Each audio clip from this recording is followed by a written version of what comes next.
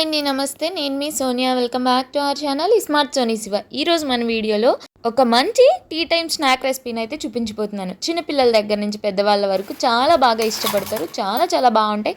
పైన క్రిస్పీగా, లోపల సాఫ్ట్గా చాలా బాగుంటుందండి. ఇది మనం చెప్పేంతవరకు తెలీదు ఎగ్తో చేసామని. మీరు విన్నది కరెక్టే, నేను చెప్పింది కరెక్టే. ఇది వచ్చేసి ఎగ్ వడ అనమాట. చాలా చాలా టేస్టీగా ఉంటుంది. స్నాక్స్ టైంలో ఈజీగా చేసుకోవచ్చు. చాలా చాలా క్విక్గా అయిపోతుంది. సో ఈ రెసిపీని ఎలా చేసుకోవాలో చూసేద్దాం. వీడియోని స్కిప్ చేయకుండా లాస్ట్ వరకు చూసేయండి. ముందుగా ఈ ఎగ్ వడ కోసం ఒక 5 ఎగ్స్ని బాయిల్ చేసుకోవాలి. ఉడికించుకున్న కోడిగుడ్లని పైన తొక్క తీసేసి ఇలా ఒక గ్రేటర్ తీసుకొని చక్కగా గుడ్లు మొత్తాన్ని కూడా ఇలా గ్రేట్ చేసుకోవాలి. పెద్ద హోల్స్ ఉన్న గ్రేటర్ తీసుకోండి.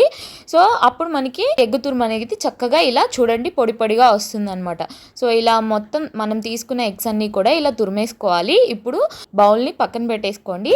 ఈ ఎగ్ వడని ఇంకొంచెం టేస్టీగా చేయడం కోసం మసాలాని ప్రిపేర్ చేసుకుందాం. దానికోసం ఒక మిక్సీ జార్ తీసుకొని అందులోకి 1 టీ స్పూన్ దాకా ధనియాలు, ఒక 1/2 టీ స్పూన్ దాకా జీలకర్ర, అలాగే ఒక 2 లేదా 3 పచ్చిమిర్చిని వేసుకోండి.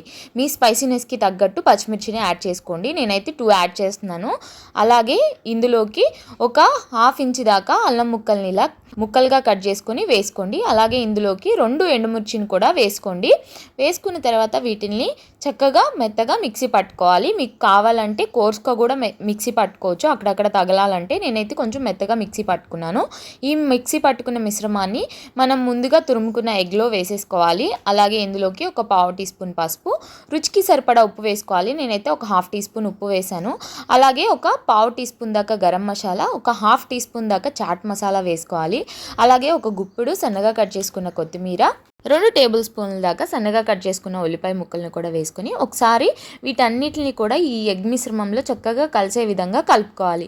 ఇలా చక్కగా కలుపుకున్న తర్వాత ఇప్పుడు ఈ ఎగ్ వడ కోసం బైండింగ్ కోసం నేను ఇక్కడ ఒక 3 టేబుల్ స్పూన్ల దాకా బియ్యపిండిని అయితే వాడుతున్నాను. మీరు బియ్యపిండి ప్లేస్లో కార్న్ఫ్లోర్ అయినా వాడుకోవచ్చు. బట్ నేను హెల్దీ వర్షన్లో చేయడానికి బియ్యపిండిని అయితే యూజ్ చేస్తున్నాను. బియ్యపిండి కూడా వేసిన తర్వాత ఒకసారి చక్కగా అంతా కలిసే విధంగా కలిపేసుకోవాలి. ఇలా చక్కగా దాంట్లో ఉన్న మాయిశ్చర్ మొత్తం బియ్యపిండి పీల్చుకుంటుంది. సో అందుకని ఒకసారి కలుపుకున్న తర్వాత ఇప్పుడు అవసరానికి తగ్గట్టు కొంచెం కొంచెం వాటర్ని స్ప్రింకిల్ చేసుకుంటూ కలుపుకోవాలి. ఒక ముద్దలా కలుపుకోవాలి. మరీ ఎక్కువ వాటర్ వేసేయకండి, చూసుకొని వాటర్ని కలుపుకోండి. నేనైతే ఇక్కడ ఒక 2 టేబుల్ స్పూన్ల దాకా వాటర్ అయితే యూజ్ చేశాను. సో చూస్తున్నారు కదా, మరీ గట్టిగా కాకుండా అలా అని మరీ లూజ్ కన్సిస్టెన్సీలో కాకుండా నేను ఇలా వీడియోలో చూపించిన కన్సిస్టెన్సీలో మనం ఇలా ఎగ్ మిశ్రమాన్ని కలిపేసుకొని ఇప్పుడు చెయ్యి ఒకసారి వాష్ చేసుకున్న తర్వాత కొంచెం చేతిని తడి చేసుకొని ఇలా చిన్న చిన్న బాల్స్ లాగా తీసుకోవాలి. మీకు ఏ సైజులో కావాలంటే ఆ సైజులో తీసుకోవచ్చు. నేనైతే ఇక్కడ మీడియం సైజ్ బాల్స్ని అయితే తీసుకుంటున్నాను. మరొక చేతి సహాయంతో ఇలా నేను వీడియోలో చూపించిన విధంగా ఇలా బాల్ని మధ్యలో పెట్టేసుకొని ప్రెస్ చేసుకుంటే ఇలా చక్కకి మనకి వడలాగా అయిపోతుంది అనమాట. ఇప్పుడు వేల్ని వాటర్లో డిప్ చేసుకొని నేను వీడియోలో చూపించిన విధంగా ఇలా మధ్యలోకి ఒక హోల్ లాగా చేసుకోవాలి. ఇలా హోల్ చేసుకునే టైంలో మనకి క్రాక్స్ అనేది వస్తాయి అన్నమాట. ఆ క్రాక్స్ని వాటర్తో చక్కగా వాటర్ని తడి చేసుకొని చేతికి ఇలా చక్కగా మనం సరిగ్గా ఇలా కొంచెం ప్రెస్ చేసామంటే ఆ క్రాక్స్ అన్నీ పోతాయి. సో చూస్తున్నారు కదా, నేను వీడియోలో చూపించిన విధంగా ఇలా మనకి స్మూత్గా వచ్చే విధంగా ఇలా వాటర్తో డిప్ చేసుకుంటూ వేలుని చక్కగా ఇలా మనకి వడలాగా ప్రిపేర్ చేసుకోవాలి. ఇలాగే ఒకదాని తర్వాత ఒకటి అన్నిటిని ప్రిపేర్ చేసుకోవాలి. నేను ఇంకొకటి కూడా చూపిస్తున్నాను చూడండి. కొంచెం చేతిని వాటర్లో డిప్ చేసుకుంటే మనకి స్మూత్గా వస్తుంది, ఎక్కడా కూడా క్రాక్స్గా లేకుండా. సో ఇలా చక్కగా మధ్యలో హోల్ పెట్టేసుకొని చేసుకుంటున్నాను. మీరు హోల్ లేకుండా అయినా కూడా చేసుకోవచ్చు అనమాట. ఇలా చక్కగా మొత్తం బ్యాటర్ని ఇలా వడల్లాగా చేసేసుకున్న తర్వాత ఈ ప్లేట్ని పక్కన పెట్టేసుకొని ఈ ఎగ్ వడల్ని ఇంకొంచెం క్రిస్పీగా చేయడం కోసం ఒక బౌల్ తీసుకొని అందులోకి 2 టేబుల్ స్పూన్ల దాకా బియ్యం పిండి, అలాగే ఒక 1/2 టీ స్పూన్ కారం, ఒక 1/2 టీ స్పూన్ ఉప్పు వేసుకొని ఒకసారి అంతా బాగా కలిసే విధంగా కలిపేసుకోవాలి. కలిపేసుకున్న తర్వాత కొంచెం కొంచెం వాటర్ వేసుకుంటూ లూజ్ కన్సిస్టెన్సీలో వచ్చేంత వరకు కలుపుకోవాలి. నేను ఇక్కడ చూపిస్తున్నాను కదా, లిక్విడ్ ఫామ్లో వచ్చేలాగా ఇలా మనం చక్కగా ఈ బ్యాటర్ని కలిపేసుకోవాలి. మీరు బియ్యం పిండి ప్లేస్లో కార్న్ఫ్లోర్ అయినా యూజ్ చేసుకోవచ్చండి. ఇక్కడ కూడా నేనైతే బియ్యం పిండే వాడుతున్నాను. సో ఇలా చక్కగా లూజ్ కన్సిస్టెన్సీ కన్సిస్టెన్సీలో కలిపేసుకున్న తర్వాత పక్కన పెట్టేసుకొని మరొక ప్లేట్లో బ్రెడ్ క్రమ్స్ని తీసుకోవాలి.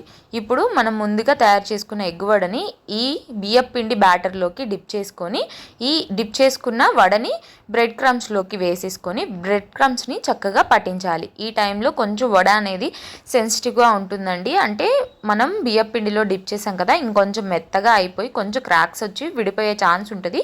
ఇక్కడ కొంచెం జాగ్రత్తగా తీసుకొని బ్రెడ్ క్రమ్స్లో వేసేసుకుంటే మళ్ళీ నార్మల్గా అయిపోతుంది. సో ఇలా చక్కగా బ్రెడ్ క్రమ్స్లో వేసేసుకున్న తర్వాత ఎక్స్ట్రా ఉన్నది ఇలా కొంచెం చేత్తో వేసుకొని దులిపేస్తే బ్రెడ్ క్రమ్స్ అనేవి పోతాయి అన్నమాట. నేను ఇంకొకటి కూడా చూపిస్తున్నాను చూడండి. ఇలా చక్కగా ఇలా బియ్యపు పిండి బ్యాటర్లో డిప్ చేసుకున్న తర్వాత బ్రెడ్ క్రమ్స్లో వేసుకొని చక్కగా బ్రెడ్ క్రమ్స్ని ఈ వడ మొత్తానికి కూడా పట్టించేసుకొని ఎక్స్ట్రా ఉన్నది ఇలా చక్కగా దులిపేస్తే బ్రెడ్ క్రమ్స్ అనేది పోతాయి అన్నమాట.